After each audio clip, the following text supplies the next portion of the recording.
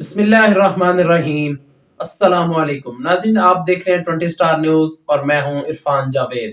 آغاز کریں گے نیوز بلیٹن سے۔ خانیوال ڈپٹی کمشنر آغا ظہیر عباس شرازی نے انسداد پولیو مہم کو 100% کامیاب بنانے کے لیے کوشاں نظر آ رہی ہیں۔ ضلع میں 5,25,000 بچوں کو پولیو قطرے پلانے کا کام جاری و ساری ہے۔ مزید رپورٹ کر رہے ہیں ہمارے نمائندے ذیشان اکبر۔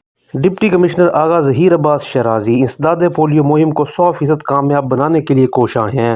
ضلع میں 5 سال تک کی عمر کے 5,52,000 بچوں کو پولیو حفاظتی قطرے پلانے کا کام جاری ہے۔ ڈپٹی کمشنر نے محکمہ صحت کی پہلے روز کی پولیو کارکردگی کا جائزہ اجلاس لیا۔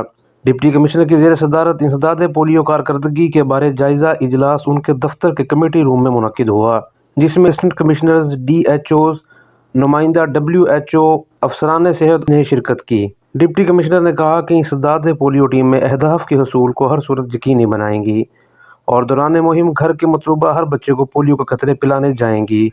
انہوں نے کہا کہ پولیو مہم میں کوتاہی برداشت نہیں کی جائے گی اور مہم میں غفلت کے مرتکب افسران اور ملازمین کے خلاف سخت ایکشن لیا جائے گا۔ انہوں نے کہا کہ شہری اپنے بچوں کو پولیو کے قطرے پلوا کر انہیں عمر بھر کی معذوری سے بچائیں۔